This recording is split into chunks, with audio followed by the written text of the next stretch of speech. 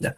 Primero decirle que esta sesión es una sesión introductoria y que vamos a tratar el tema obviamente de lo que comenzamos a ver la semana pasada, que es la iglesia cristiana en la historia medieval. ¿Ya? Si bien es cierto, nosotros terminamos el curso pasado, más o menos por ahí un tiempo después del edicto de Milán, ¿verdad? Porque para mí, desde mi perspectiva, la historia universal se divide y tiene divisiones, ¿cierto?, desde el punto de vista secular, pero yo creo que también existen divisiones desde el punto de vista religioso o cristiano. ¿Ya? Por ejemplo, la historia antigua, en el mundo secular, finaliza en el 476, que es la caída del Imperio Romano.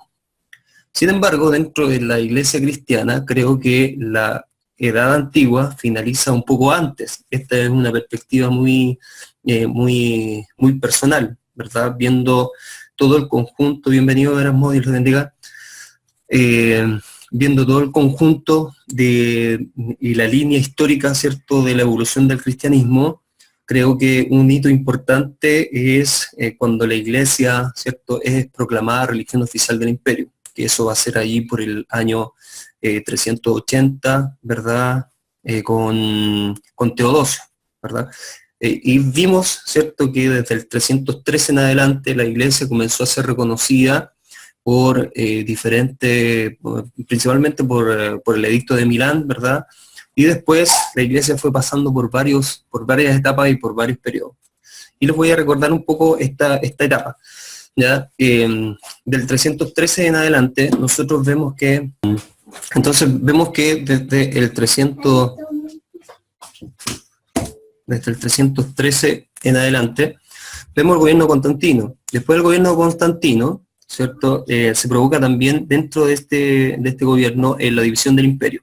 Vemos una división que después se va a pronunciar o se va a notar mucho más, la división del imperio romano, ¿verdad? En un principio fue como Constantino, ¿cierto?, que cambió la capital del imperio, ¿se acuerdan de eso? Del imperio romano a Bizancio, y se funda Constantinopla, y ahí como que empezó un proceso de división, no solamente político, sino que también después fue a mover religioso muy, muy importante. Y después de Constantino, ¿cierto? Siempre cuando hay un líder fuerte, un emperador fuerte en el caso de Roma, y vienen otros, ¿cierto? El imperio se tiende a debilitar un poco más, el imperio se tiende a debilitar en cuanto al poder político, ¿verdad? Y surgen una serie de emperadores después que en definitiva siguen siendo cristianos, salvo por ahí Juliano el Apóstata, que fue como un momento en donde quizá el cristianismo tuvo el temor ese de que volviera todo el paganismo nuevamente. Sin embargo, Juliano el Apóstata no le duró mucho el tema y finalmente triunfó el cristianismo de manera posterior con Teodosio, el cual supo poner a la religión cristiana ya como religión oficial del imperio, lo que se llamó el edicto de Tesalónica, ¿cierto? Religión oficial del imperio. Bueno, desde ahí en adelante marca un cambio en la iglesia. Y creo que de ahí en adelante comienza como el periodo de la Edad Media para la iglesia, un poquito antes, unos 100 años antes de la historia secular. La historia secular plantea del 476 en adelante, la historia medieval, pero la historia del cristianismo se ve un cambio ya fuerte después de que la religión cristiana llega a ser la religión oficial del imperio. ¿Ya? ¿Por qué? Porque ya empieza a tomar estas características que las va a poseer durante toda la Edad Media o gran parte de la Edad Media.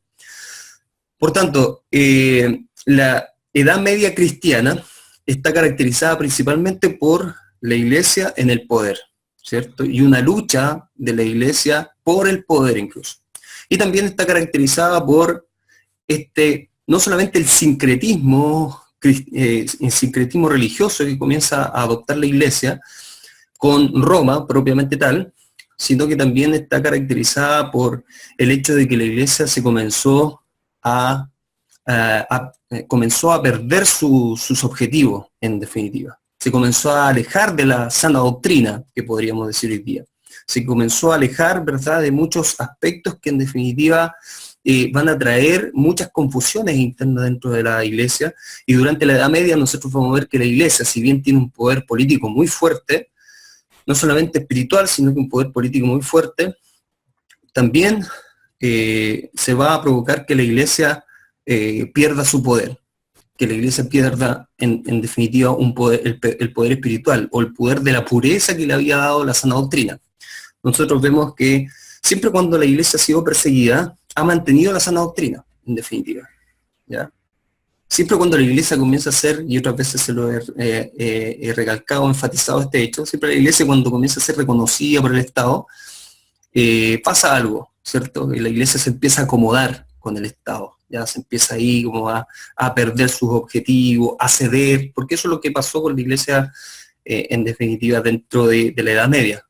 Tenía dos alternativas: o mantenerse la pureza, y eso le iba a costar perder poder político a la iglesia, o ceder, ¿cierto?, ante los grandes beneficios de ser cristiano en esa época. Porque durante la Edad Media pasó a ser como de moda ser cristiano, ¿ya? Era una moda. Las personas se convertían ya no porque hubo un encuentro con Dios, se encontraron con la gracia divina de Dios, ya no se convierten por eso, sino que se convierten por interés principalmente. Y así muchos sacerdotes llegan a la iglesia solamente por un interés político, ¿ya? Entonces, considerando este contexto, hoy día yo les voy a dar un pantallazo general de la historia secular, ¿cierto?, para que ustedes la contextualizan. Obviamente la historia secular, hablando de la historia universal, está estrechamente vinculada con la historia del cristianismo. De hecho, cuando nosotros hablamos de la historia de la Edad Media, no la podemos entender, la historia de la Edad Media, sin la intervención de la iglesia.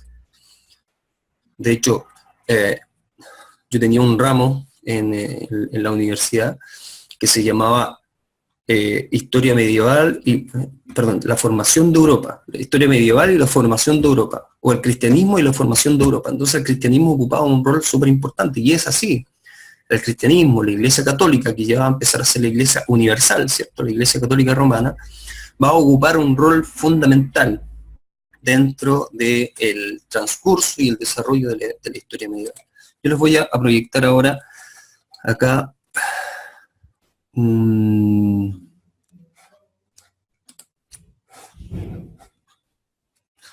les voy a proyectar una...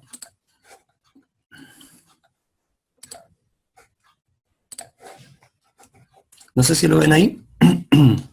¿Sí se ve? Ya. Le voy a proyectar esta presentación. No creo que en una hora podamos avanzarla toda, pero esta es una presentación que hice hace algún tiempo, ¿verdad?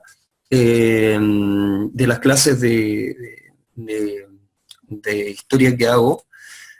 Sin embargo, acá nosotros vemos la Europa medieval y el cristianismo. Es decir, tenemos que considerar que la historia medieval está estrechamente vinculada con el cristianismo, ¿ya? Entonces vamos a ir haciendo estos paralelismos entre la historia propiamente tal, pero como les dije, a diferencia de la primera clase, si ustedes recuerdan, la primera clase que nosotros tuvimos, hicimos un pantallazo del contexto histórico-cultural de la época. A diferencia de ese contexto, este contexto está estrechamente vinculado con la historia cristiana, así que se nos va a hacer mucho más fácil poder vincularlas en realidad, ¿ya? Porque están estrechamente vinculadas. Entonces, nosotros vemos algunas imágenes ahí. Nosotros cuando vemos estas imágenes nos imaginamos de inmediato, ¿cierto?, la historia medieval, ¿ya? Los caballeros, el castillo, hay un árabe por ahí que nos está mirando de repente, ¿cierto? Todos estos aspectos de la historia medieval son fundamentales para entenderla, ¿ya? Tenemos el feudalismo, por ejemplo, que es otro concepto. No sé si ustedes recuerdan las clases de la enseñanza media por ahí, pero algo de eso vamos a ver hoy día para que lo puedan ustedes refrescar, y después cuando lean las lecturas puedan ya estar contextualizadas, porque las lecturas, nosotros tenemos 4 lecturas que tienen que hacer, que son lecturas cortas, como de 15 páginas cada una, pero cuando ustedes las lean, no sé si las han leído, pero cuando ustedes las lean se van a dar cuenta de que esto les va a servir mucho para poder ubicarse cuando se habla de invasiones, cuando se habla del inicio de la Edad Media, ¿cierto? El desarrollo, ¿cierto? Del feudalismo, etcétera, y el rol de la Iglesia en esta época, ¿ya?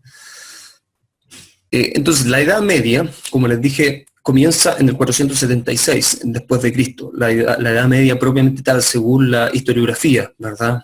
Ninguna época y ninguna era comienza en el año o en una fecha específica. Creo que es todo un proceso que viene acaeciendo desde el origen de alguna época. Por lo general, siempre las épocas de la historia comienzan con una revolución o comienzan con un momento muy complejo de la historia, en donde puede haber una guerra o puede haber un desastre, etcétera. Eso provoca un cambio, ¿ya? Ahora, veamos, antes de ya entrar a la Edad Media, veamos cómo el Imperio Romano cayó, ¿cierto? Porque nosotros vemos que existen dos imperios romanos en este momento, ¿ya? Un segundo,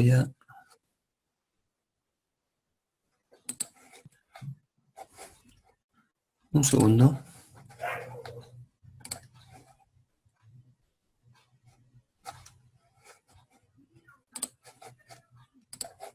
Ahí sí. Quiero hablarles, antes de comenzar entonces la Edad Media, de la caída del Imperio Romano.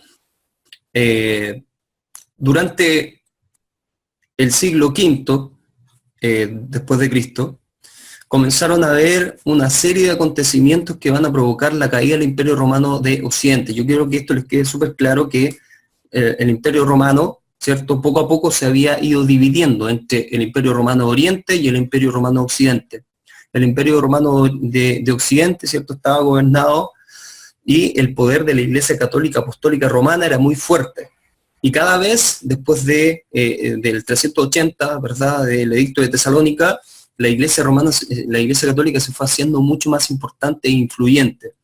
Bueno, en ese transcurso y en ese desarrollo de la Iglesia, históricamente estaba pasando algo, o estaban pasando muchas cosas, que en definitiva socavaron la estructura del Imperio Romano, ¿ya? Imagínense que el Imperio Romano ya había tenido una existencia de 1000 años, ¿ya? O Roma, no el Imperio Romano, sino que Roma había tenido una existencia ya de mucho tiempo. Entonces hubo ciertos factores que provocaron la caída del Imperio Romano. Entre ellos podemos destacar, por ejemplo, una de las más importantes, que son las invasiones. ¿Se acuerdan las invasiones bárbaras, de los bárbaros? ¿Ya? Después vamos a ver ahí cómo los bárbaros invadieron Roma.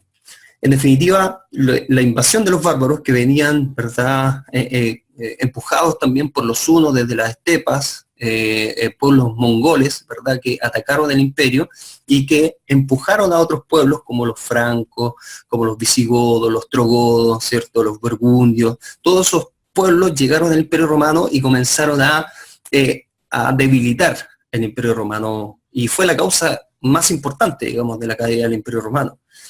Hay otras causas internas como económicas, hay algunos incluso que le han atribuido al cristianismo, también una de las causas de la caída del Imperio Romano, pero eso historiográficamente no es muy aceptado. Entonces tenemos eso. ¿Cómo comienza la Edad Media? Con la caída del Imperio Romano y con la invasión de estos pueblos que vienen de otros lugares. Vienen de las estepas, vienen del norte de Europa, ¿cierto?, e invaden el Imperio Romano. Entonces, ese es el momento que nosotros vamos a comenzar a ver en este curso, ¿ya? Y ahí dice el origen de Europa, es decir, cómo se origina Europa, lo vamos a ver durante la Edad Media. Durante la Edad Media, los países se comienzan a conformar. Recordemos que antes del 476 solamente existía el Imperio Romano, no existía Francia como tal, no existía Alemania como tal, no existía Gran Bretaña como tal, o Inglaterra como tal, etcétera. No existía Italia como tal, sino que durante la Edad Media se comienzan a conformar los estados, ¿ya? Para después repercutir, ¿cierto?, en la Edad Moderna, en donde ya se estructuran los estados propiamente tales. Y durante este tiempo nosotros vemos que estos mismos pueblos germanos, o pueblos bárbaros que le llamaban los romanos, cuando invaden al Imperio Romano, comienzan a crear, esto mismo comienza a repercutir después en formar los países propiamente tales que nosotros conocemos hoy día. Por ejemplo, los visigodos, los godos se fueron a España, y ahí España, después surge el Estado español, ¿cierto? Después las Islas Británicas, que estaban ahí los británicos, estaban ahí también ciertos otros pueblos que conformaron a los británicos propiamente tal. Después los ostrogodos que llegan a Italia y conforman a los italianos, ¿cierto? Los francos, que de ahí vienen, ¿cierto? Los franceses, que originan los franceses propiamente tal, ¿ya? Entonces, en esta época donde se forma la identidad europea, ¿ya? Y la identidad europea se forma en base a unos factores realmente muy importantes. Primero, la identidad europea está basada en los pueblos germanos que invadieron Europa. Segundo, está basada también la identidad europea en la cultura clásica, Grecia y Roma. Tercero, el cristianismo. Esos son como los tres factores sumamente importantes que dan forma a la identidad europea. Por ejemplo, a nosotros, los latinoamericanos, nuestra identidad depende de qué. Nuestra identidad fue originada por los españoles, ¿cierto?, que vinieron acá. Por eso que somos herederos también de esta cultura greco-romana que nos llegó a nosotros así por extensión, digámoslo así, ¿ya? Y nuestra identidad también está formada por los aborígenes, ¿cierto? Ya sea de Chile, de todos los países de América del Sur. Y también por el cristianismo, principalmente por el catolicismo. Nosotros, América del Sur, no así América del Norte, que está más su identidad vinculada con el protestantismo, ¿ya? En cuanto al concepto de Edad Media, los humanistas inventaron el concepto. Hay algunos que a la Edad Media le dicen la Edad Oscura. Hay algunos historiadores que no están de acuerdo mucho con la Edad Oscura, porque la Edad Oscura da a entender como una edad en donde no hubo avances de ningún tipo, pero efectivamente dentro de la Edad Media hubo avances, ¿eh? Hubo avances culturales, hubo avances del cristianismo, ¿cierto? No creo que el término más adecuado sea Edad Oscura. Yo creo que el término adecuado para la historia cristiana puede ser, porque vemos que es una edad oscura cristiana, en donde la iglesia, ¿cierto?, católica, como les dije al inicio, se comienza a alejar de la sana doctrina, se comienza a alejar, se comienza a mezclar con el Estado, ¿cierto?, comienza a embeberse del poder que tenían o que querían ellos para con los emperadores. La iglesia siempre quiso tener más poder que los emperadores, entonces la iglesia se comienza espiritualmente a pervertir, en realidad, ¿ya? No sé, hoy la Edad Media es considerada, ¿cierto?, por los historiadores como un periodo que cumplió una civilización. Es decir, si nosotros indagamos en la identidad de un europeo, ¿dónde se encuentra? En la Edad Media. Por ejemplo, acá nosotros, en los latinoamericanos, ¿dónde se encuentra nuestra identidad? En la colonia, ¿cierto? En donde se provoca esta mezcla entre españoles e indígenas y da origen a nosotros, que son los mestizos, en definitiva, ¿ya? Da origen al mestizaje. Este es un esquema que se lo voy a dejar ahí, que es las características de la primera parte de la Edad Media, porque la Edad Media está dividida en Alta Edad Media y Baja Edad Media. La Alta Edad Media son los primeros años, ¿cierto?, del siglo V al X, ¿ya?, en donde tenemos varias características. Primero, los reinos germanos que yo le estaba diciendo recién, que invaden al imperio, ¿verdad? Y después esos reinos germanos hacen caer el imperio romano, las estructuras del imperio romano, y se fundan otros imperios sobre el imperio romano, que primero va a ser el imperio carolingio y después el sacro imperio romano germano. Imagínense, el sacro imperio romano germano, y aquí vamos a ver la influencia de la iglesia cristiana fuertemente en la composición de estos imperios, ¿ya? Por otro lado, ¿cierto?, las invasiones por los germanos, después los musulmanes, el origen de los musulmanes, no sé si lo vamos a alcanzar a ver, pero el origen de los musulmanes también nos interesa, porque también los musulmanes aportaron mucho a la cultura europea, ¿ya? Los vikingos también, ¿cierto? Por un lado. Y por otro lado se caracteriza también por la inseguridad, ¿cierto? Todo esto genera inseguridad en las ciudades. Eminentemente la historia hasta el momento se radicaba principalmente en las ciudades, recordemos. ¿Ya? Roma, una ciudad, un centro urbano. Recordemos que el cristianismo era eminentemente urbano en esta época. Pero cuando llega la Edad Media, se genera un fenómeno distinto. ¿Por qué? Porque cuando llegan los germanos, la gente ya no se sentía segura en las ciudades, porque los germanos llegaban e invadían, ¿verdad? ¿Y qué es lo que hicieron? Se fueron a las zonas rurales. Y es por eso que la Edad Media se caracteriza por el feudalismo, que el feudalismo en definitiva es la aparición y el origen de estos feudos que van apareciendo, ¿cierto? Y esta figura de los señores de los castillos, ¿cierto? Que van a estar a cargo políticamente y van a ser como autónomos dentro de su castillo, van a tener poder político e incluso religioso dentro de los castillos. Entonces todo esto genera identidad, se genera inseguridad. Y esto, en definitiva, va a originar el feudalismo posteriormente. ¿Ya? No sé si voy muy rápido, ¿se entiende por ahí? ¿Sí?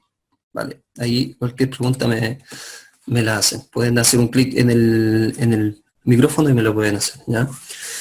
Bueno, después viene la Baja Edad Media, que está caracterizada por la expansión del cristianismo ya propiamente tal, ¿ya? Y la expansión del cristianismo en base a ¿qué? A las cruzadas, ¿ya? Acá nosotros vemos esta parte oscura también de la historia cristiana, las cruzadas, ¿cierto?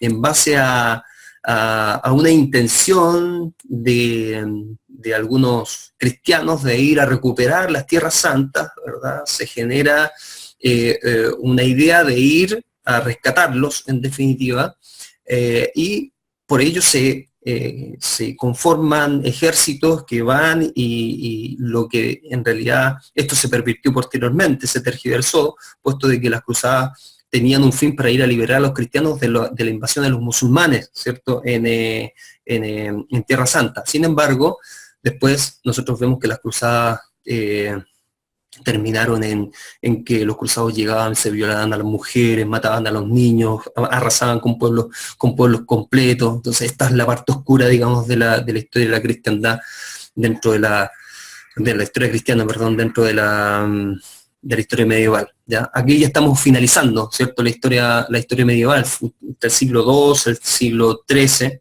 ¿ya?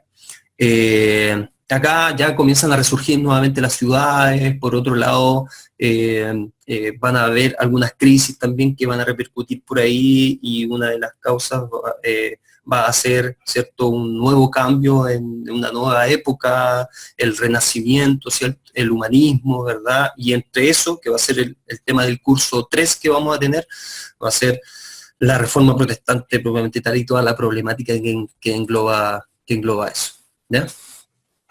Bien, empecemos con las características específicas. Tenemos las invasiones, como les decía al principio, las invasiones de los bárbaros. Cuando yo digo bárbaros o germanos, son en definitiva como sinónimos, ¿ya? En realidad los germanos eran como los pueblos germanos que venían más del norte de Europa. Los bárbaros es un término como un poco más global, que calificaba a todos los pueblos que venían, ¿cierto?, desde que venían a invadir Roma. Todos esos pueblos que ustedes ven ahí, los vándalos, lombardos, alamanes, borgoñones, visigodos, todos estos pueblos medio raros, son estos pueblos que invadieron a Roma entre el siglo IV y el siglo V, ¿verdad? Y que provocaron la caída del Imperio Romano. Una cosa aquí difícil de entender, y quiero que les quede súper claro, es que cuando uno dice, oye, cayó el Imperio Romano y desapareció, no fue tan así. Las estructuras políticas del Imperio Romano, e incluso religiosas, permanecieron.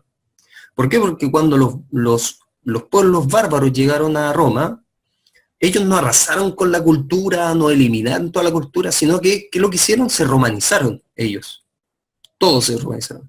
Por eso que en algunos momentos la historiografía llama a la cultura romana como una cultura esponja. Era tan rica la cultura romana que no se podían deshacer de ella, obviamente. Los bárbaros tenían en términos generales, tenían una forma de vida nómade, ¿cierto? Ellos no tenían grandes construcciones, no tenían un bagaje cultural como los romanos, pero cuando llegaron con los romanos se mezclaron, más que eliminarlos completamente a los romanos, porque a veces uno tiene esa idea, oh, los bárbaros llegaron y eliminaron a todos los romanos y se acabó con todo. No fue así. Los vándalos, los lombardos, los alamanes y todos los pueblos bárbaros, cuando invadieron, se mezclaron con los romanos y se impregnaron de la cultura romana, ¿ya?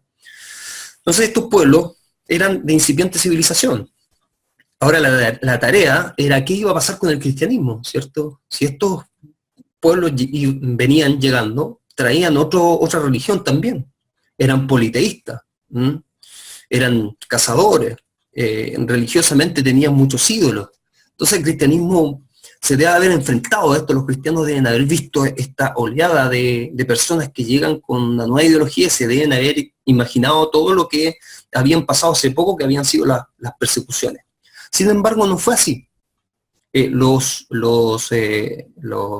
bárbaros poco a poco se convirtieron al cristianismo, poco a poco. Si bien ¿cómo se convirtieron? Se convirtieron principalmente al arrianismo, ¿cierto? Más que no adhirieron tanto al concilio de Nicea, sino que adhirieron más a, ¿se acuerdan? Arriano, ¿ya? Que tenía una ideología un poco distinta a la que propagaba el concilio de Nicea, en definitiva, ¿ya? Entonces vemos acá que también los bárbaros tenían y se caracterizaban por tener un derecho consuetudinario. ¿Qué significa eso? El derecho consuetudinario es un derecho que no está escrito, ¿ya? Después van a escribir el derecho, pero ellos... Entonces era una cultura muy incipiente, era una civilización muy incipiente. Sin embargo, después, al adoptar mucha y al impregnarse con la cultura romana, pasan a ser un imperio muy fuerte, ¿ya? ¿Cómo llegan al imperio? Ahí voy a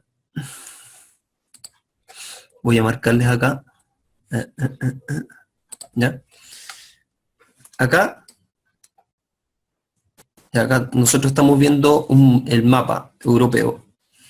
¿Y cómo llegan al imperio? Habían un pueblo que se llaman los hunos. No sé si recuerdan ustedes Atila. Atila el Huno, que es como el más conocido.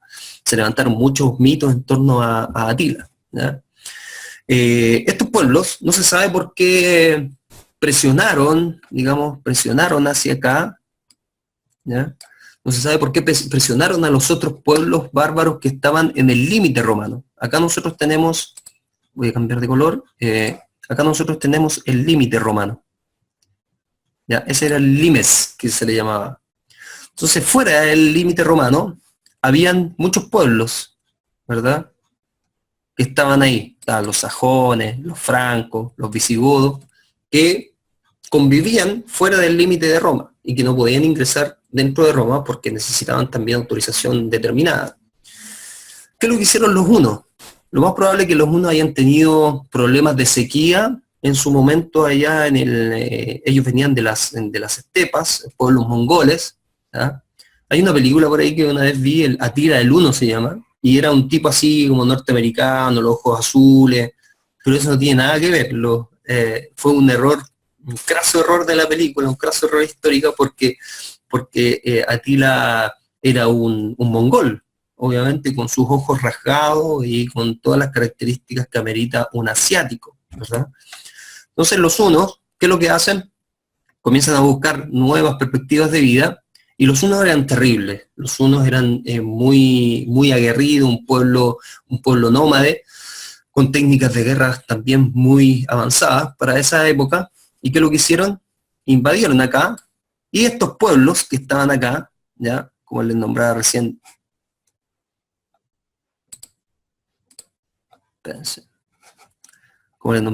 voy a cambiar de color acá, los vándalos, ya, los francos, en un momento dijeron, oye, escucharon de que venían los hunos, y no les quedó otra que arrancar. ¿Y para dónde arrancaron? Presionaron las fronteras del Imperio Romano y entraron al Imperio Romano.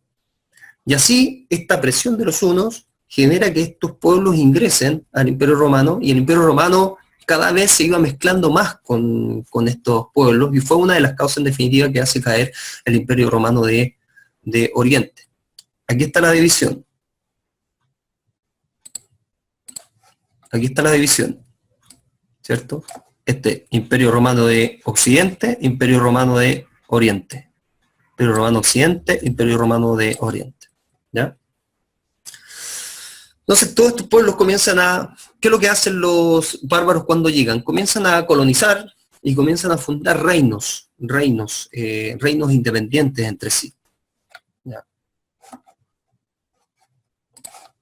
Sigamos. Aquí ustedes ven ya los reinos conformados propiamente tales. ¿Ya? Vemos que los francos, ¿ya?, llegan acá, los visigodos llegan a España, los cuales van a dar origen a los españoles posteriormente. Acá los anglosajones, ¿ya? Y ahí entendemos, cuando entendemos esto, decimos, oye, ¿de dónde viene el término anglosajón? Se habla de la cultura anglosajona. ¿A qué se refiere la cultura anglosajona?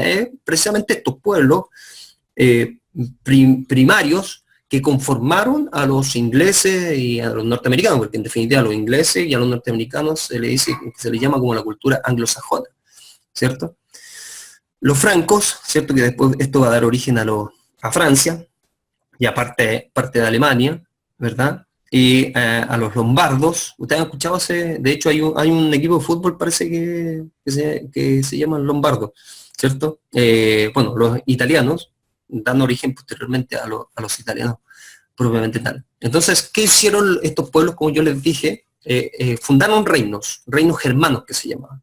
Los francos formaron su reino, los visigodos formaron su reino. Entonces, ya la estructura del Imperio Romano como que estaba tambaleando políticamente, ya no existía un emperador, ya el emperador había sido derrocado, que el último emperador había sido Rómulo Augusto, ¿cierto? Había sido derrocado, y comienzan a aparecer estos reinos.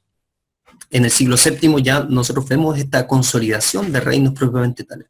Pero hubo un reino que comenzó a expandirse y a tomar bastante poder, y ese reino fue acá. Fue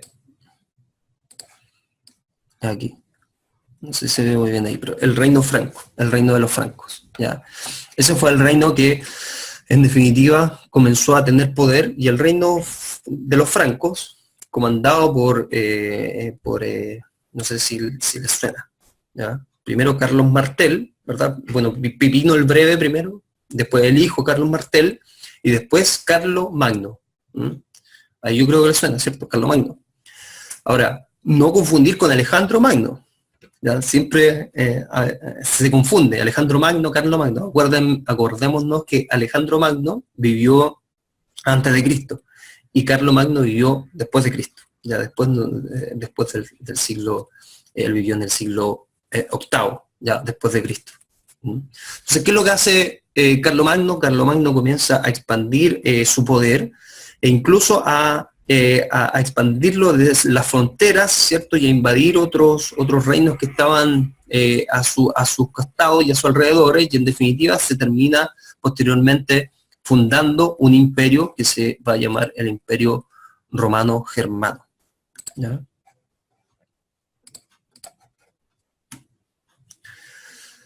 El Imperio Carolingio, perdón, no el Imperio Romano Germano va posteriormente. Los francos y el Imperio Romano, entonces, el Imperio Carolingio. ¿Qué es el Imperio Carolingio? El Imperio Carolingio es este imperio que surge del Reino Franco. ¿Ya? En definitiva es eso. La unificación de los galos. Clodoveo va a ser uno de los que unifica a la Galia. ¿Ya? Van a haber importantes progresos acá, también espirituales. Por ejemplo, Clodoveo, y este es un aspecto muy importante de la historia cristiana en esta época, Clodoveo, un líder político muy importante del imperio de los francos, digamos, se convierte y se bautiza junto a 3.000 de sus guerreros. Y desde ahí en adelante los francos se convierten al cristianismo. ¿Ya? Y el cristianismo le va a dar una revitalización a los francos, y posteriormente se va a fundar una dinastía que se llama la dinastía merovingia, y en definitiva ahí comienza la época después del Imperio Carolingio propiamente tal. Entonces estos son los francos, aquí aparecen como, bueno, esto ya se los dije, ¿cierto? De los sucesores, cómo se genera el reino franco y cómo el reino franco después va a dar origen a la dinastía carolingia y al imperio. Y aquí es donde surge una figura importante dentro del imperio carolingio, que va a ser Carlomagno. Por lo tanto, ustedes tienen que, históricamente, tienen que vincular o relacionar a Carlomagno ¿con qué? Con el imperio carolingio. Ahora, no quiero que se confundan. Primero, el reino franco. El reino franco es el reino que se comienza a expandir, ¿cierto? Y posteriormente se convierte el reino franco en el imperio carolingio, ¿ya? Y el imperio carolingio va a ser ya un imperio propiamente cristiano. Por lo tanto, la religión sobrevive. Nosotros vemos la supervivencia del cristianismo, que es extraordinaria. No sé si lo pueden ver en toda la estructura histórica que nosotros hemos visto desde las persecuciones. Sobrevivió a las persecuciones, ¿cierto?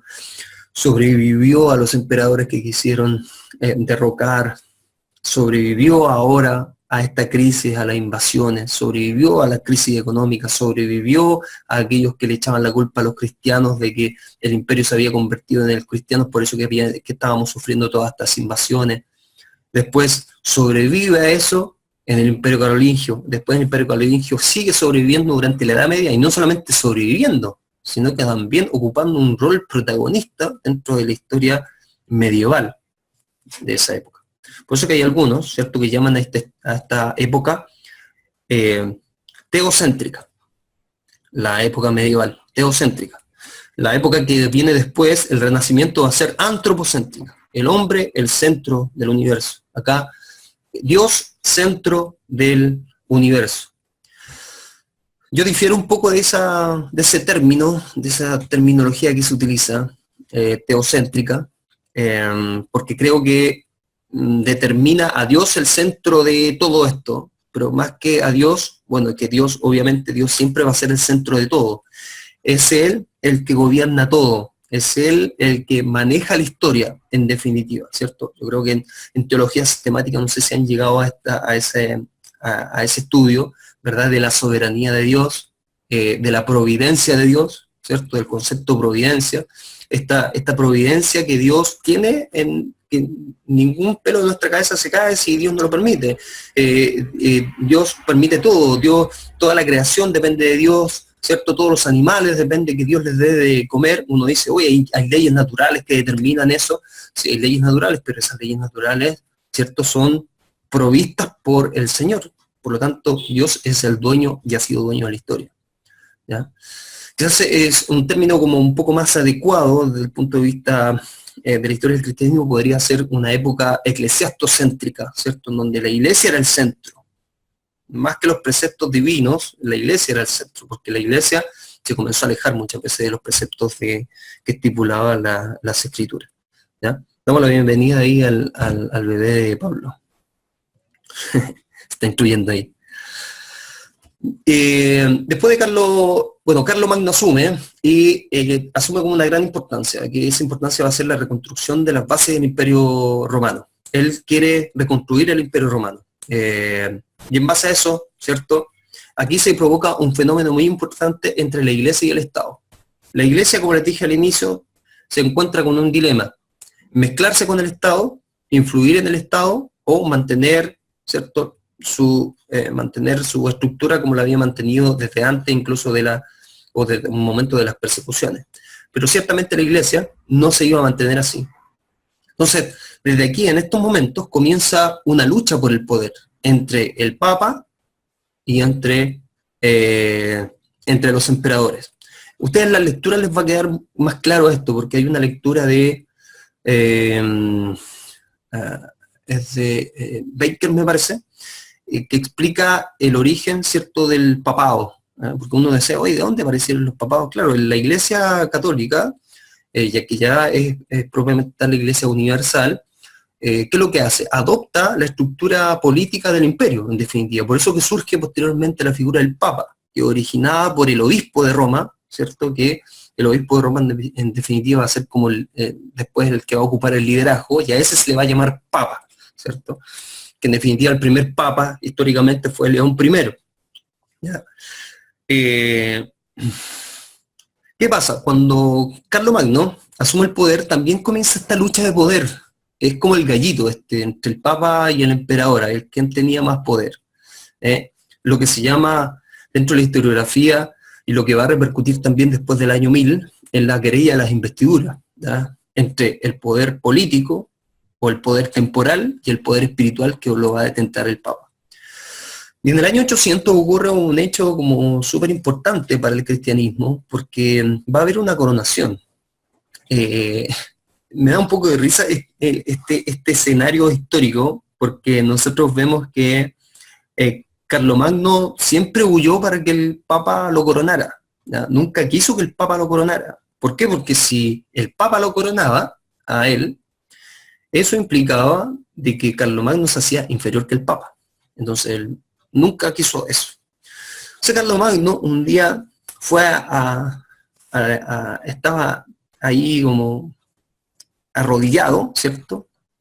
Y en un momento el Papa se le acerca por detrás y le pone la corona, y lo corona, ¿sí? En contra de su voluntad.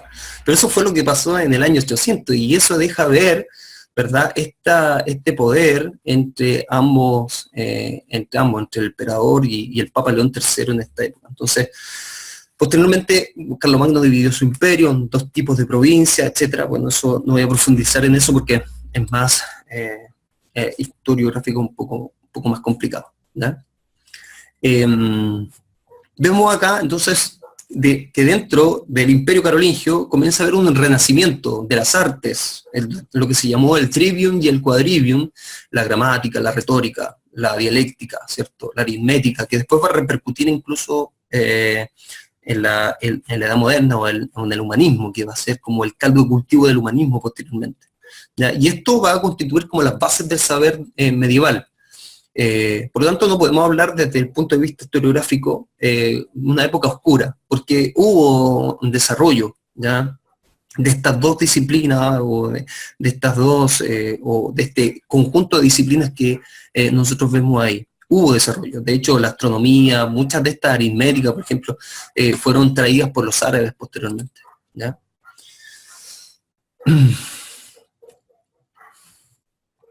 Después hubo, bueno, dentro del Imperio Carolingio hubo más invasiones. Ahí tienen como, como la estructura del Imperio Carolingio, ¿ya? Que no voy a profundizar en eso, más bien me interesa llegar a esto, al Sacro Imperio Romano Germano, o Romano Germánico, en el siglo X. En el siglo X. Vemos la evolución, recordemos, francos, el reino franco comienza a potenciarse políticamente y da origen a el imperio, ¿cierto?, carolingio. Y el imperio carolingio posteriormente da origen a un imperio que se va a llamar el Sacro Imperio Romano Germánico. ¿Por qué se va a llamar el Sacro Imperio Romano Germánico? Porque aquí ya comienza, ¿cierto?, este vínculo y esta unión entre la Iglesia y el Estado ya un poco más ya en la práctica. Aquí vemos una gran influencia del Papa. Vemos que incluso el Papa en muchos periodos llegó a gobernar Roma, ¿ya? Detentaba el poder político y el poder espiritual. De hecho, ellos, imagínense, los papas se basaban en esta época de lo que se llamó historiográficamente la donación de Constantino. No sé si la han escuchado por ahí. La donación de Constantino. Entonces ellos decían, oye, mira, Constantino nos dejó este documento, y este documento dice de que nosotros, ¿cierto?, tenemos esta autoridad y podemos ejercer autoridad política, etcétera. Decían una serie de preceptos en esta donación. Y los papas se agarraron de eso, ¿cierto?, para imponer su autoridad política dentro del imperio muchas veces. Bueno, siglos después se descubrió de que ese documento era falso y que no se sabe quién lo escribió, pero es muy probable que lo hayan escrito dentro de la misma Iglesia Católica para poder detentar el poder y para legitimar de una u otra forma el poder. ¿Te fijas? Entonces, claro, uno dice, oye, ¿cómo se comienza a alejar la Iglesia de los valores bíblicos y de los valores de la doctrina que profesa que siempre profesó la Iglesia? Bueno, dentro del Sacro Imperio Romano Germánico, una figura importante fue Otón I, elegido rey de Alemania, Su tarea principal era reconstruir el imperio cristiano, ¿ya? No estaba muy de acuerdo con el feudalismo, porque el feudalismo como que les quitaba poder a los emperadores. Recordemos que los señores feudales tenían autonomía en su castillo, ¿ya? Recordemos que los señores feudales, cuando se originó el feudalismo, ¿qué es lo que es el feudalismo? Al inicio se los decía, el feudalismo es que en estos momentos, cuando los germanos o los pueblos bárbaros invadieron el imperio, se provocó una ruralización de la sociedad, ¿ya? Se fueron al campo. La gente se fue a buscar protección. ¿Y dónde fue a buscar protección? En los señores feudales. Y ahí salen este tema. Ahí tiene una imagen, por ejemplo, de los caballeros, y ahí surge todo este tema, ¿ya? ¿Y cuál es la característica relacionada con el cristianismo que nos interesa dentro del Imperio Romano Germánico, o sacro? ¿Por qué se les dijo sacro? Se le llamó sacro, la historiografía lo llamó Sacro Imperio Romano Germánico, porque estaba compuesto de tres aspectos importantes. Primero, el cristiano, sacro, ¿cierto? Segundo, el romano, y tercero, el germánico, es decir, era una mezcla de estos tres. En definitiva, que estos tres elementos son los que van a dar forma a la identidad europea. ¿Ya? Parece que se pasó un micrófono por ahí. De Miguel, parece, ¿no? Eso, gracias. ¿Por qué esta época se le dijo así? Entonces, porque hay tres factores importantes: el sacro, el aspecto cristiano, el romano y el germánico. Y principalmente porque los emperadores buscaron apoyo de los obispos. Entonces, con ese ir a buscar apoyo de los obispos, se hicieron menos que los obispos. Por lo tanto, la Iglesia Católica desde el siglo X en adelante comenzó a detentar un poder extraordinario, un poder muy fuerte político. De hecho, imagínense que acá, de aquí en adelante, se comienza a generar el tema de la querella, la investidura, ¿cierto? Y se provocan escenarios muy, muy fuertes entre la lucha de los supremos poderes entre el Papa y el Emperador, ¿ya? Quiero llegar a eso, ¿ya? A la muerte de Otón suceden una serie de emperadores. Las características fundamentales de ellos son los problemas que tuvieron con la Iglesia, en definitiva. Enrique III interviene en el nombramiento de los obispos, condena la simonía, ¿ya? Hubo emperadores que quisieron sobreponer su poder sobre el Papa, ¿ya? O sobre los papas de esa época. Uno de ellos fue Enrique III, que quiso él actuar como nombrar a los obispos, y eso obviamente a la Iglesia Católica no le iba a gustar, ¿cierto? Que un poder político nombre a los obispos internamente. Condena la simonía. ¿Qué es lo que era la simonía? La simonía era comprar como favores espirituales, ¿ya? Que ya comienza a ver esto que después, bajo la Reforma Protestante, va a ser una de las protestas, ¿cierto?, que van a hacer los reformadores en contra de la Iglesia Católica, que van a hacer las indulgencias posteriormente, donde se compraba la salvación, en definitiva. En el año 1073, gran importancia tuvo el Papa Gregorio VII. Gregorio VII dice aquí, ¿cierto? Y se me tapa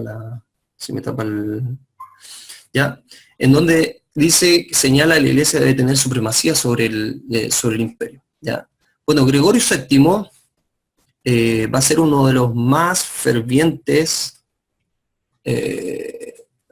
contrarios a que la Iglesia se meta en los poderes políticos, ¿ya?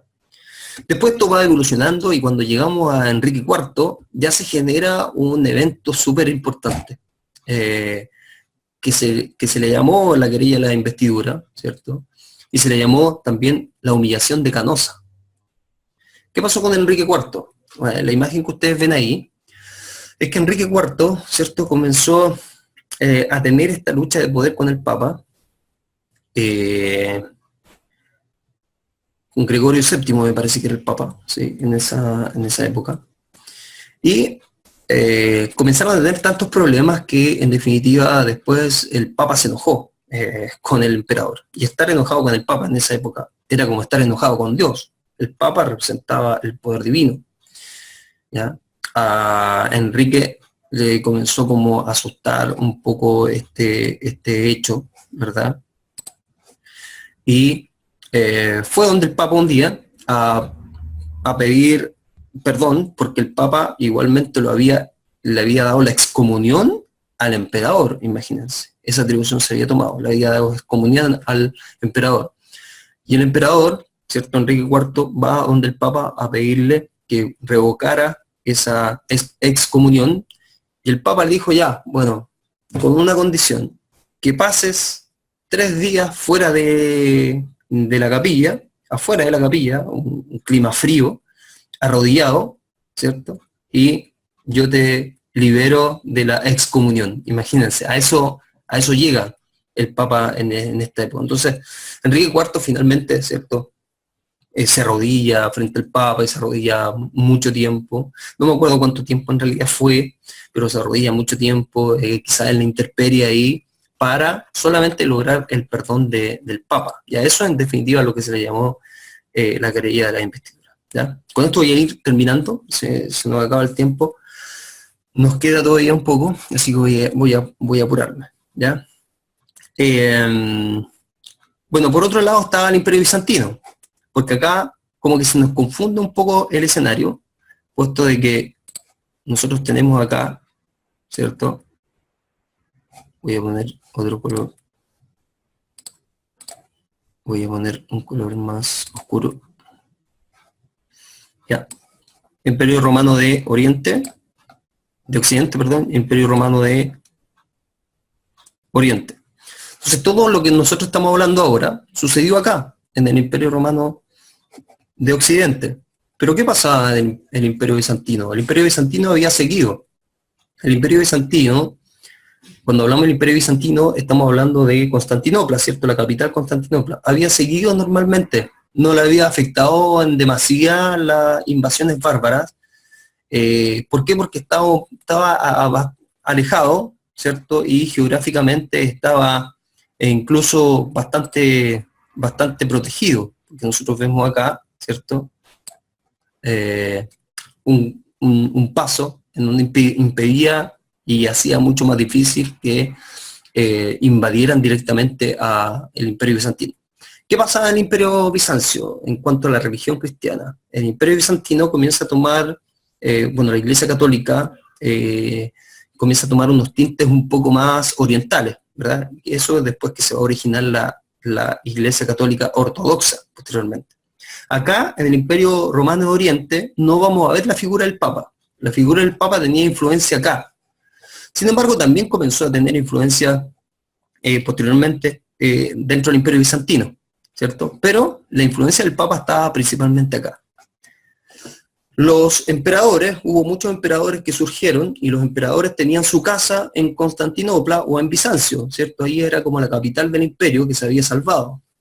Uno de los emperadores más importantes de la época, que incluso logró muchos avances, fue el emperador Justiniano, ¿cierto? El 527 después de Cristo, que quiso restaurar el imperio romano. ¿Cuál es la importancia de Bizancio? La importancia de Bizancio, que fue un transmisor de cultura muy importante a través de la Edad Media. De hecho, las bibliotecas más importantes se encontraban ahí, en Bizancio. Transmisor de cultura. Posteriormente va a ocupar un rol muy importante el monasticismo, que también lo tiene en una lectura. Se lo puse como lectura porque es muy importante para entender la Edad Media, el tema monástico, ¿ya? Entonces, la importancia de este imperio, ¿ya? Nos fuimos a Oriente ahora, conservó el aporte greco-latino, el emperador acá era el jefe máximo, no era la iglesia, sino que acá era el emperador. Hubo un gran cuerpo jurídico, ¿ya? Había una diplomacia bastante importante, el desarrollo intelectual y artístico también, y la Iglesia de Oriente se transforma en lo que se llamó la Iglesia, y hasta el día de hoy, la Iglesia Ortodoxa. Bien, estamos llegando ahora a una parte de la historia que va a ser la invasión del Islam, ¿ya? El Islam.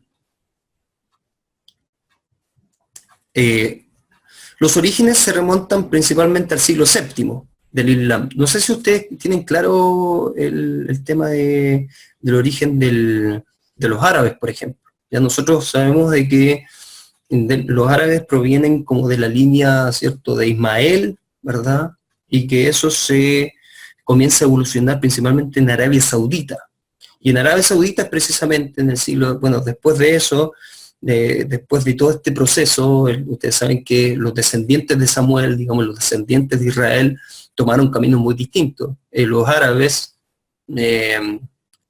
antes de convertirse al Islam, digámoslo así, ellos profesaban una religión que se llamaba, o una religión en donde adoraban a una roca, ¿cierto? Que se llamaba la Kaaba, era una roca que ellos adoraban. Entonces la religión era muy distinta a lo que profesa el Islam hoy en día.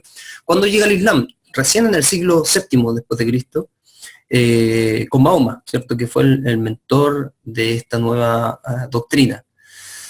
¿Cuándo se origina? Se origina, ¿verdad?, en el 622, cuando Mahoma, en cierta forma, tiene una revelación, y esta revelación se le da el Corán, ¿verdad? Algunos historiadores han planteado que Mahoma era epiléptico, no sé si sabían ese dato, algunos que plantean de que era epiléptico, y dentro de esa epilepsia es como que recibió esta cierta revelación, ¿cierto?, de un ángel que se le aparece y en definitiva le da el Corán y le da estos mandamientos, y desde ahí comienza la hégira musulmana, y Mahoma huye desde la Meca a Medina. No sé si saben ustedes la historia de Mahoma también, pero dentro de la historia de Mahoma nosotros vemos que había una mujer que él pudo acercarse a esta mujer, y esta mujer le ayudó bastante a la expansión de su idea, porque en un momento nadie le creyó, ¿cierto? Él venía con una doctrina distinta, con una religión distinta a los árabes, por lo tanto nadie le creyó, pero había una mujer muy influyente que él pudo, tuvieron una relación, ¿cierto? Y pudo esta mujer era lo ayudó a expandir, digamos, sus ideas. Y aquí es donde se origina propiamente tal el Islam, ¿ya? Y comienza la hégira musulmana. ¿Qué pasa cuando ya llega el islamismo? Una de las cosas que ellos van a hacer, van a expandir su poder, ¿cierto? A través de los califatos. Se expanden primeramente hacia Oriente. Aquí tenemos un mapa, ¿ya? Un mapa acá, ¿ya? Acá nosotros tenemos la expansión de los árabes. Los árabes comienzan acá, ¿ya? Y posteriormente comienzan a invadir la península arábica principalmente, e incluso después pasan acá, pasan a Europa y llegan a Europa. Invaden España en el 722, ¿ya? Y no lo invadieron totalmente a los españoles, porque ahí estaba, si es que no me equivoco, era Clodoveo, que los detuvo, ¿cierto? Después, nosotros ahí entendemos cómo los árabes llegan a España, ¿cierto? En el 722 llegan a España y los árabes se quedan ahí y fundan muchas colonias árabes y comienzan a tener mucho poder en España. Y ahí nosotros vemos que históricamente los españoles tienen mucho que ver con la cultura árabe también, ¿cierto? De hecho, quizás muchos de nosotros tenemos descendencia de siglos de árabes y no nos damos cuenta. Nosotros vemos que apellidos como Álvarez, por ejemplo, todos estos apellidos que comienzan con Al son originarios de los árabes. Entonces los árabes impregnaron una cultura muy rica que ellos tenían a España. Y cuando ellos llegan a España, ahí nosotros entendemos también que en el 1492, que fue como la expulsión de los árabes de España, porque los árabes estaban desde España, históricamente habían estado mucho tiempo ahí, ¿ya? Entonces invaden España, invaden las Galias, ¿cierto? Y hubo un gran conflicto ahí también, y un encuentro y un choque cultural entre el cristianismo y el islam, que eran dos religiones, si bien monoteístas, pero muy distintas en su doctrina, ¿ya? ¿Cuál fue la contribución de los árabes? Fue la contribución en las artes, las letras, la arquitectura, las mezquitas, por ejemplo la Alhambra, no sé si la han escuchado ustedes oír, la han escuchado por ahí, de España, la Alhambra, que es un recinto muy importante que los árabes dejaron en España, que es parte de la cultura. Entonces, los árabes dejaron un aporte cultural muy importante en medicina, en matemáticas, en astronomía, en química, en las artes también, ¿ya?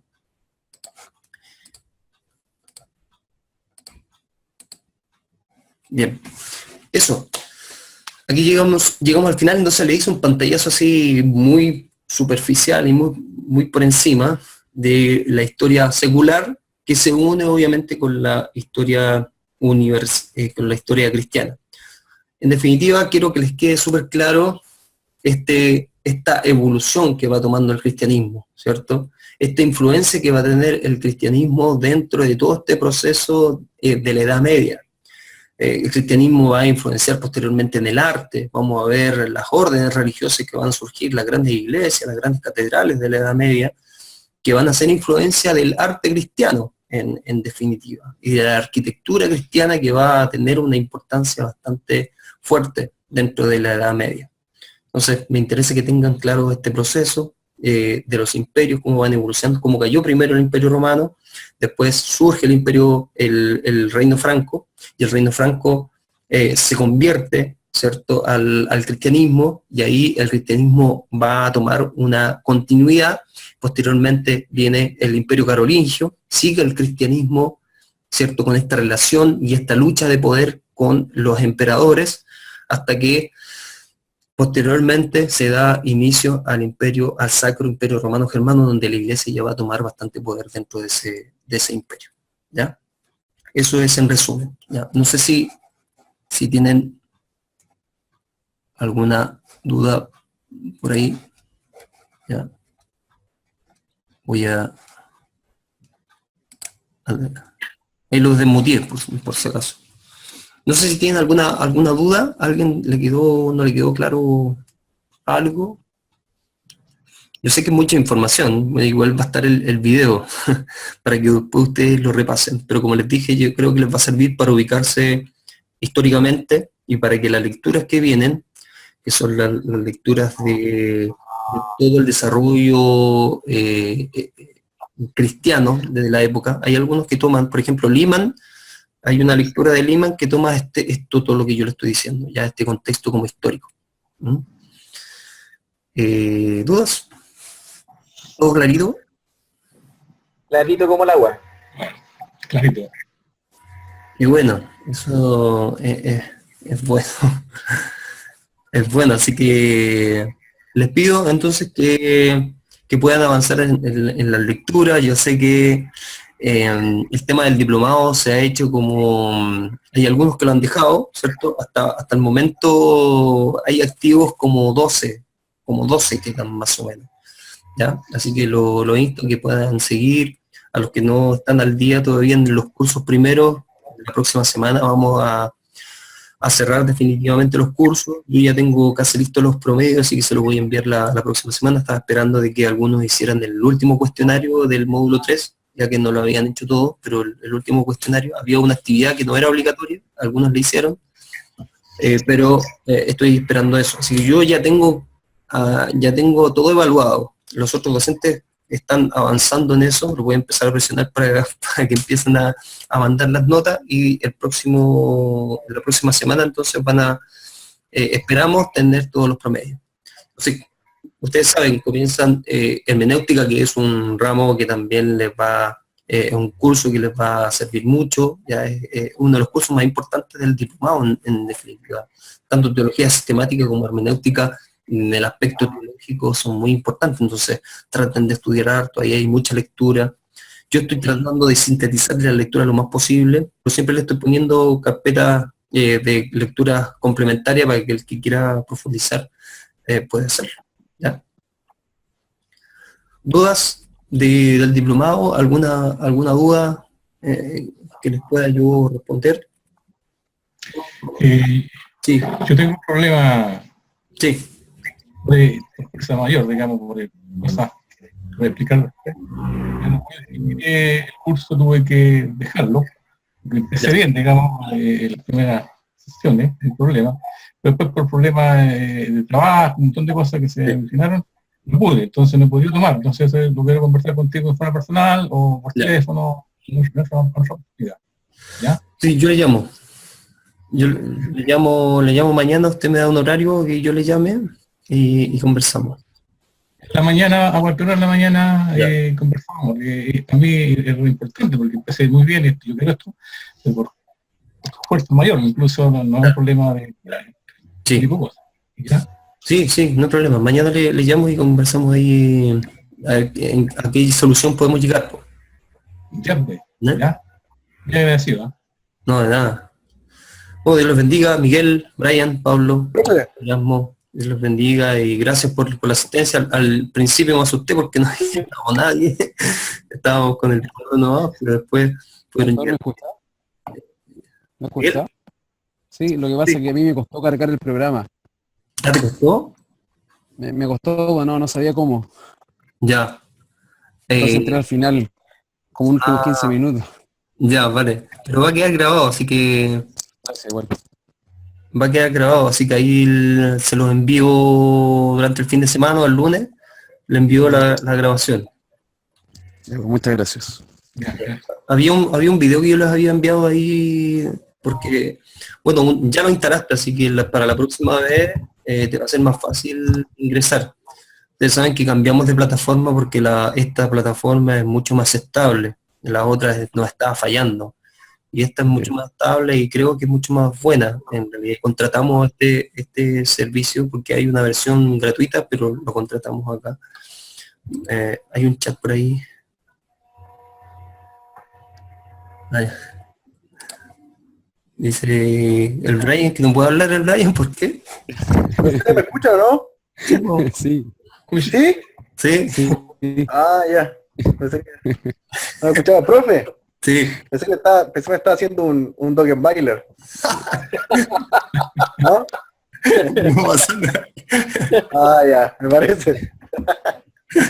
Profe, mire, Dígame. respecto a la exposición de la historia del cristianismo, ¿cierto? Y bueno,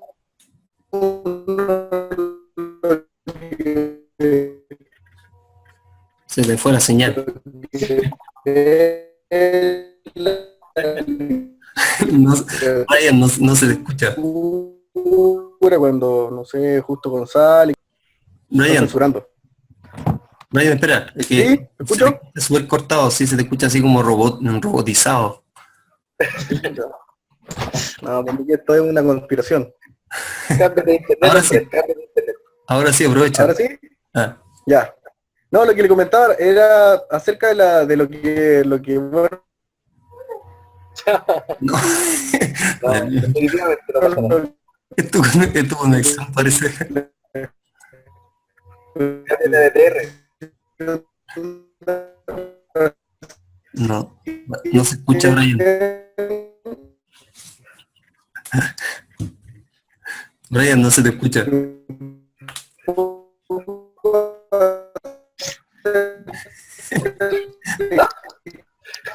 No se escucha, Brian.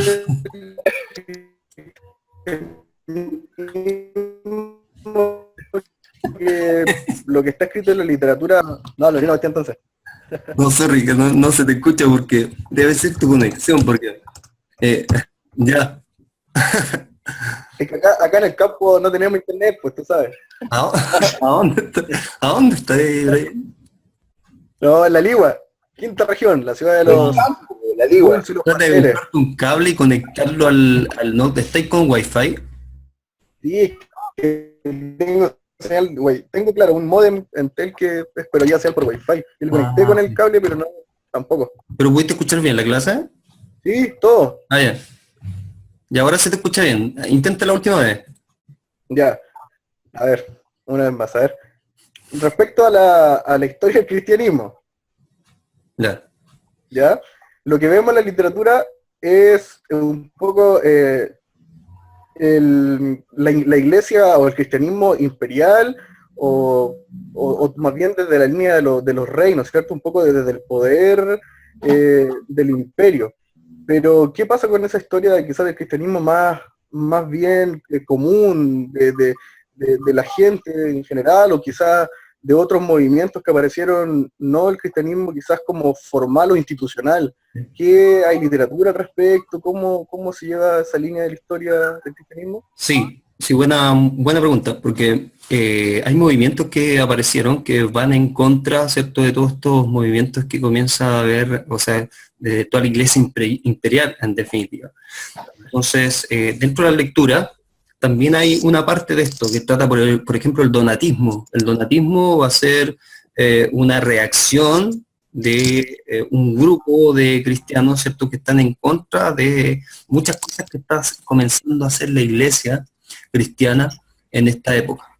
Entonces, efectivamente, surgen movimientos. Ahora, la historiografía en realidad nos habla mucho del cristiano normal o del pueblo, ¿cierto? Del cristianismo del pueblo, en definitiva. Se basa más la historia en eventos que fueron dando forma o fueron complicando doctrinalmente también a la iglesia católica, y ya estamos hablando de la iglesia católica. Pero como te dije, el donatismo va a ser, por ejemplo, una reacción importante que va a haber en contra de ello. Y respecto a esto también, que después ya vamos a ver un poco ahora el tema de Agustín de Hipona, ¿cierto? De Agustín de Hipona, que va a ser va a ocupar una reacción importante en la constitución de la doctrina católica apostólica romana, en definitiva. Claro, porque vemos cuando hablamos ciertas veces de los reinos o los estados cristianos, quizás llamamos cristiano un poco por la tradición, ¿no? O el constructo de la religión de ese entonces, y quizás después ocurre lo mismo después de la Reforma Protestante con los estados confesionales de Dinamarca, donde se decían estados protestantes como tal, y podemos ver que en Dinamarca, quizás ahí, conociendo un poco a Kierkegaard, qué sé yo, que nada dice, chuta, que extraño saber que, no sé, Dinamarca completa es cristiano, o sea, que fácil es ser cristiano por estar bajo de un estado confesional. Entonces, sí. Es como interesante ver un poco eso. A veces se toma la historia o se llama el cristianismo quizás por la confesionalidad que tenía el imperio o el Estado, pero ver cristianismo quizás como tal, no sé.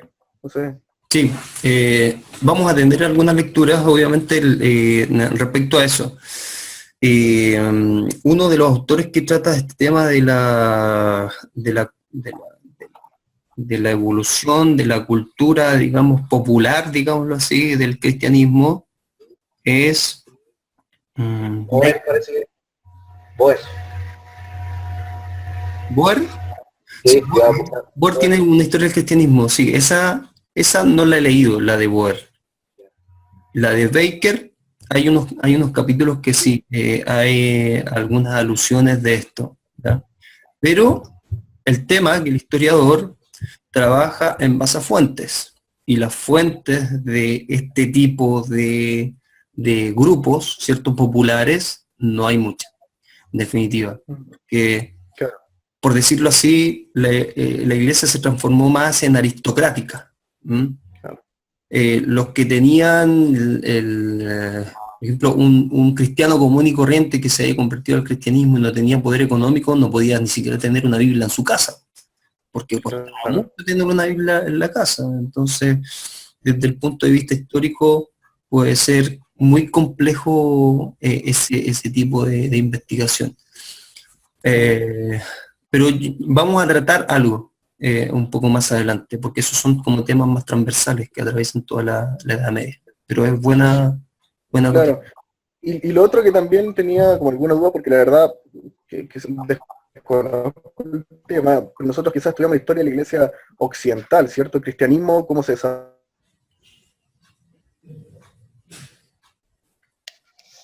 Ahí se fue, ¿no? Otra vez se fue.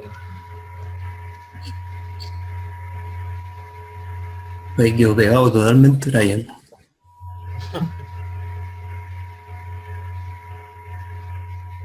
No, pero en rigor es súper importante lo que dice Brian también, porque, bueno, también porque la gran cantidad de fuentes que nosotros encontramos del cristianismo es precisamente porque la religión establecida acalló también todos aquellos focos que no estaban conformes a lo que ellos establecían. Entonces, por eso también en algún momento se habló de que todos los conceptos herejes los conocimos más que nada por la defensa que hicieron la iglesia establecida contra ellos, más que por conocer los propios escritos de ellos. Sí, por cierto, todas las doctrinas que iban en contra de la doctrina oficial, porque ya hablamos ahora de una doctrina oficial, eran herejes, perseguidas, acalladas, y por ello que tampoco se tienen como muchos antecedentes de ello. Sí, pero es un tema interesante, en el cual hay algunos materiales por ahí que los voy a poner para que se pueda un poco llenar ese vacío que hay. No hay mucho. Yéndose un poquito antes, por ejemplo, hay súper poco de los anabaptistas, Sí. de los montanistas, hay muy poco, precisamente por lo mismo también. Sí, más se reduce la historiografía a darnos cuenta de la ideología, de la doctrina que tenían, de los conflictos que pasaron con la iglesia, o con conflictos doctrinales, etcétera. Más se basa en eso. Parece que se fue Brian. Ya. Después que me escriba ahí una pregunta por el foro. Bueno, chicos, gracias, Dios los bendiga, gracias por la asistencia. No sé si queda alguna otra pregunta por ahí. Miguel, ¿todo bien? Aparte de tu ingreso fallido, pero... ¿Ahí sí? Sí. Ahora sí, todo bien. Vale. No sé, mañana le llamo Erasmo y ahí conversamos. Pablo, gracias por el video, estuvo bueno. Bendiga, Miguel. Ahí nos estamos comunicando, entonces recuerden que nosotros tratamos de darle todo el apoyo posible, pregunten, ¿ya? Yo siempre estoy viendo como los foros, así que estoy atento ahí a cualquier duda, ¿ya? Pastor, ¿el video lo va a subir a su curso de Historia del Cristianismo 2? Lo voy a subir, los voy a enviar por correo. Ok. ¿Ya? Lo voy a subir a YouTube y se lo envío en un link. Okay. ¿Listo? Gracias.